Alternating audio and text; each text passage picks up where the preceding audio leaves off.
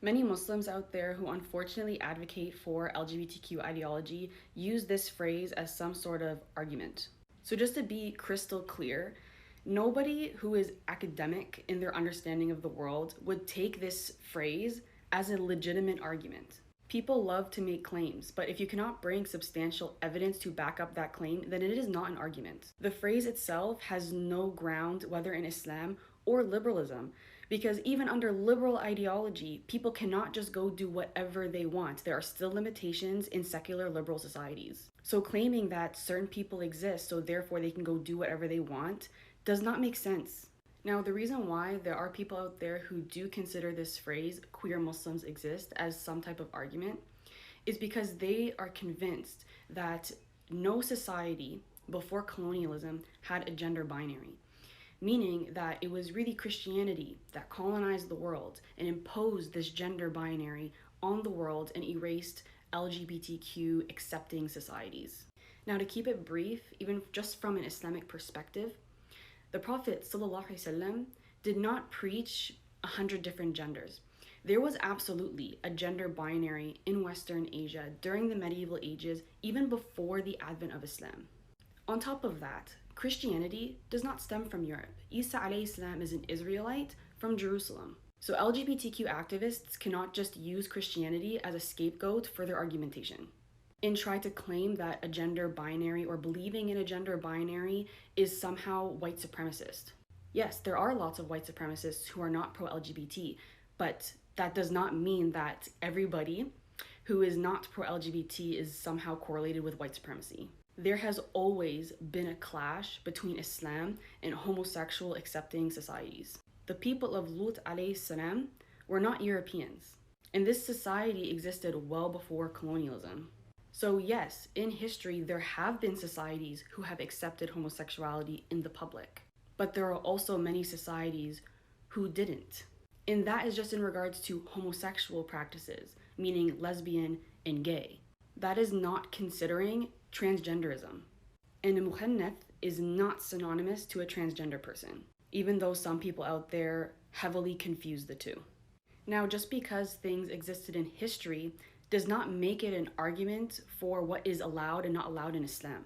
And in today's political context, LGBTQ ideology is liberalism in a nutshell. So, what is actually colonial is the intellectual crusade that North America and the United Nations are imposing on the entire planet, which is inherently claiming that European worldviews are superior to all others.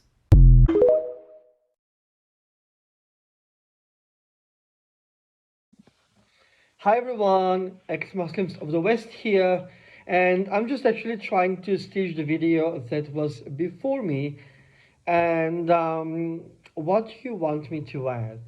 What do you want me to add? Um, I actually think it is way more Islamophobic for the Westerners and the liberals of the West to try to colonize a religion and claim it is LGBTI friendly than saying, okay, if you think that the Prophet of Lut sallallahu alaihi wasallam said that it is illegal to be LGBTI, if you think that there is no place for LGBTI people in Islam, then we're going to leave Islam and call ourselves ex-Muslims to be able to find peace within our souls as people of different sexual orientations and gender identity. We have to stop this delusion of the West that Islam will ever be accepting of queer identities. That is also not what we are fighting for. We are fighting for the separation of the mosque and the state. We are LGBTI people who would also simultaneously decide to leave Islam will not face the death penalty because of who they are. Remember, what you were born as is different than what you believe in.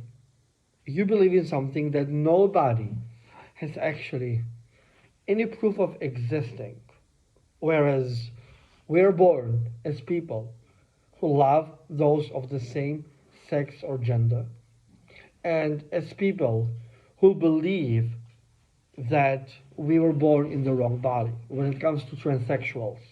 So I'm actually really glad that videos like this exist so that we can once again prove to the West why ex-Muslims move to Europe and America, and to actually tell to you, open your eyes before you will bring back to us what we ran away from. Now, don't get it twisted. I support every single person who believes in whatever they want to believe in private in the West. What we are fighting against is you intruding the rights of the others because of your ideological beliefs. I'm also not out there saying that because of being LGBT, everybody should teach their God. Believe in your own God. Live where you want to live. This is where I want to live. I want to be safe. And I also want my brothers and sisters to be safe in your country by declaring a separation of the state and the mosque. If you want to support our fight, please press like, subscribe, share, talk about this, and together let's make the world a better place for LGBT ex-Muslims.